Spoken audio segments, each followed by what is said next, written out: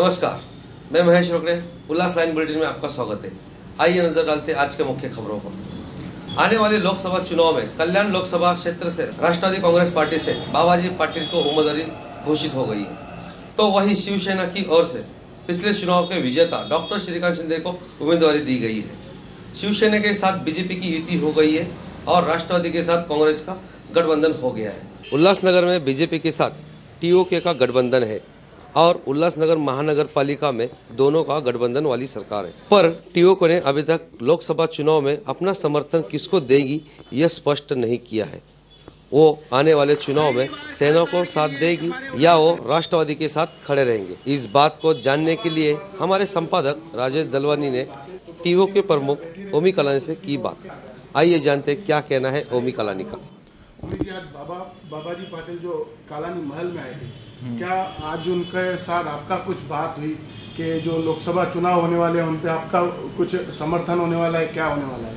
नहीं, वो आए ज़रूर थे और उन्होंने मम्मी को इच्छा भी जाहिर की थी कि वो मिलना चाहते हैं मुझे, बट मैं खुद नहीं था। मैं खुद थोड़ा उल्लासनगर से दूर गया हुआ था, तो मेरे पीछे ये मीटिंग हुआ है। मेरा फ़ोन से उन्होंने फ़ोन किया था एक बार, मैंने उनको बोला ज़रूर था कि हम मिलेंगे जल्दी, बट मेरी मुलाकात नहीं हुई है उनसे।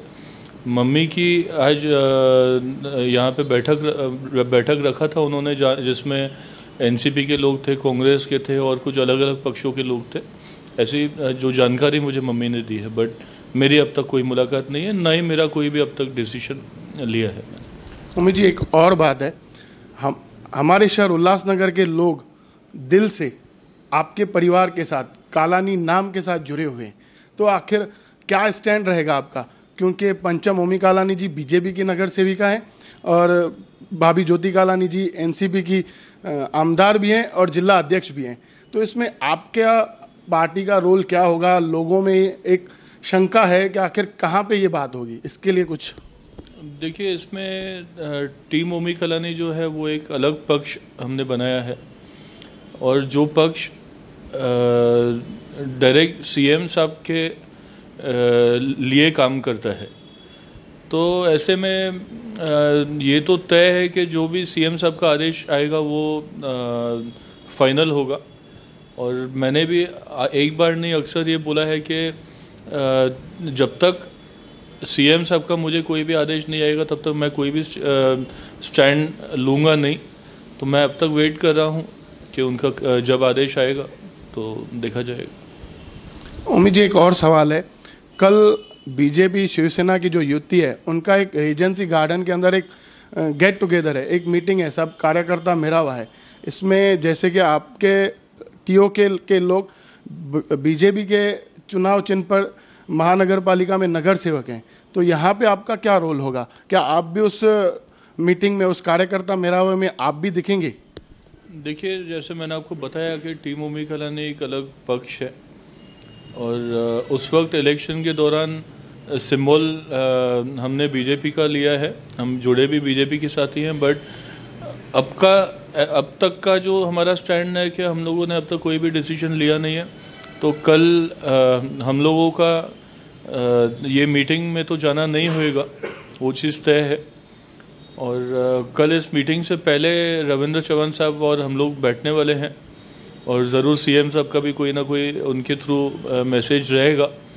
तो जब तक हम बैठेंगे नहीं और कल का जो मीटिंग रहेगा उसमें तो हम नहीं जाने वाले हैं, लेकिन जब तक हम बैठेंगे नहीं, जब तक मुझे कोई आदेश आएगा नहीं, तब तक हम लोग हमारा स्टैंड क्लियर नहीं करेंगे। आदेश आने के बाद भी मैं मेरे लोगों को, जो हमारे संगठन के लोग हैं, हमारे पार्टी में कोई भी वो वन मैन शो नहीं चलता है, उसमें जो भी डिसीजन होता है उसमें हमारी कोर कमेटी है और हमारे कार्यकर्ता हैं, जो लोग काम करते हैं, जिनकी वजह से हम आज खड़े हैं, तो उनको पूछकर उनको कॉन्फिडेंस पे लेके ही कोई भी डिसीजन लिया जाएगा। तो इस लोकसभा चुनाव में अभी तक आपकी रणनीति कैसे रहेगी? अभी ये कल या परसों में 1-2 दिन के अंदर हम ज़रूर प्रेस कॉन्फ्रेंस लेंगे और जो भी कुछ स्टैंड रहेगा उसका हम लोगों तक, आप मीडिया के थ्रू ज़रूर पहुंचाएंगे। ओके उम्मीद जी, उल्लास लाइन बुलेटिन से बात करने के लिए धन्यवाद। उल्लास लाइन बुलेटिन को सब्सक्राइब करें, बेल आइकॉन दबाएं और देखिए उल्लास लाइन बुलेटिन की न्यूज़ सबसे पहले आपके मोबाइल पर।